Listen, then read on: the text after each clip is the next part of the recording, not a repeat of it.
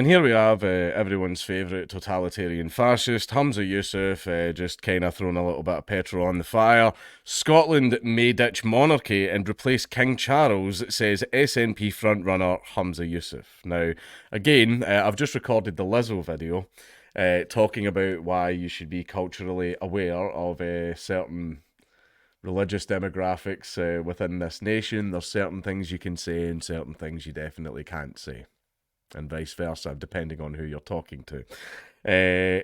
So when it comes to doing anything regarding the monarchy, there are certain groups of people that definitely would not take kindly to that. It would definitely cause more than a few problems. Scotland may ditch monarchy and replace King Charles, says SNP frontrunner Humza Yousaf. Humza Yousaf, the Scottish Health Secretary, also said that Scotland could replace King Charles III with an elected head of state within 5 years of Scottish independence. Scotland may ditch the monarchy within 5 years of independence, the SNP frontrunner has said. Humza Yousaf also said that Scotland could replace King Charles III with an elected head of state. Voting opened yesterday to see who would succeed Nicola Sturgeon as SNP leader and Scotland's First Minister. Mr Yousaf is running against Kate Forbes, who I would really like her to win. I'm starting to... I like Kate Forbes. I think she's just mad cute. I just want her to whisper Bible verses in my ears while she grabs my balls. Okay, the inflation and futa and trap stuff might not be true, but see, the dommy mommy thing. Good goddamn, love a cougar, me. So I do. They fucking age like wine, let me tell you. And and Ash Regan, as SNP members, will be casting their ballots until March the 27th. In his latest interview, Mr. Yousaf discussed how he believes regional assemblies should start talking about what kind of Scotland we want to see. The type of Scotland I want to see is one with absolutely no government. Goodbye. The Scottish Health Secretary told The National that for him it does not include the monarchy, and that pivoting away from the royal family towards an elected head of state should happen within 5 years of independence. Now, there is a certain very large portion of the population who are very, very, very loyal to the royal family. One might say religiously, because it is religious. So, I mean, it's kind of like saying, you know, if you're going to run in an election in a Muslim country and you're like, I think we could move away from Allah in the next 5 years. You're not going to get those votes, son. You're definitely not going to get those votes. Humza Yousaf said he would want to see the monarch replaced. It's not the only thing he wants to see replaced. It's in 5 years after independence. He said, let's also talk about things like the monarchy. I don't know why we should be shy about that. I don't think we should be. I've been very clear. I'm a Republican. Barely. No, he's not at all.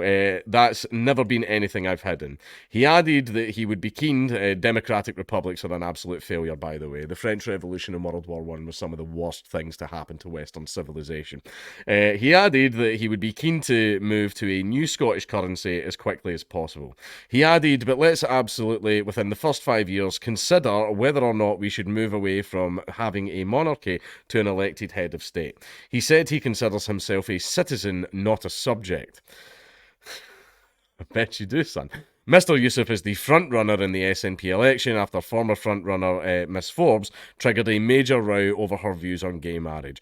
So we know what side of the aisle that the mirror is on. Now, the thing is with that is, who's the front-runner? It fucking depends who you ask. That's the issue. Now, in regards to the SNP leadership elections, it's not the public who votes. It's people that are within the SNP. It's party members that get to vote on the new leader, which is the case with pretty much every single other party. Now, Humza Yousaf is hated by so many people. Nobody likes him. He is a bungling idiot and he's a fascistic arsehole. He is. He just the other day, I haven't verified if this is true, but the way this person was putting this out there under their real name and everything, I'm inclined to believe it, but I haven't verified it, is, you know how Humza in the past has sent the police around to people's door for saying mean things to him and like making fun of him online? Humza sent the police to this person's door because they called Humza Yusuf a cretin on Twitter. So Humza Yusuf, the possible future leader of Scotland, sent the police to someone's door for calling him a cretin. And he says, oh, he did it, it's racist. He said it because I'm racist. Well, cretin actually has nothing at all to do with race. Nothing at all. And the person said that to the police and went, no, cretin has nothing to do with race. Here's the definition. And the police went, okay. Well, where the police went, okay. And then left. So that's the type of leader. Now, there have been certain other leaders in history who have sent the police to people's door to arrest them for criticising them. And this is not a man I want to be in charge of my country. My phone absolutely will get Pegasus. Right, absolutely Pegasus. I will be arrested on all kinds of trumped up charges. They won't get me on tax because that's the thing they always get you on. Right, I pay my tax in full. It breaks my heart every single time. Right? Everyone's like, you could do a wee cheeky thing here. And I'm like, no, I'm just going to pay it in full. Because I know that if he comes in charge, that's going to be the first thing he looks at. That's going to be the first thing. But again, it depends who you ask who is going to be in charge. Some people are saying that Kate Forbes is the front runner. Some people are saying it's Humza. But it all depends on who the people inside the party. So the general Scottish public might have a different idea. You know, if you ask people in Aberdeen, you're going to get Kate Forbes. If you ask people in Pollock, you're going Pollock or the south side, you're going to get Humza. And so it depends on where you are. So it's basically between Humza and Kate, right? But again, it comes to the party members, not the general public. But the general public polls still serve an important purpose because as a political party, your job is to get votes. Your job is to get the votes and win the power. That's the entire point. That's the entire point of being a political party, to win elections. So you need to listen to the public about what kind of leader they would want. Even if all the little party members go, oh, this guy's absolutely brilliant, but the public hate him, that should be taken into consideration because if you vote that person in, then you're going to lose shit tons of support and votes. Now, if there's another person where you're like, okay, this person we don't really think is a good fit, but they want the general things that we want to push for, and the public love them. So we'll vote in that person, and that will gain us the support and get more votes.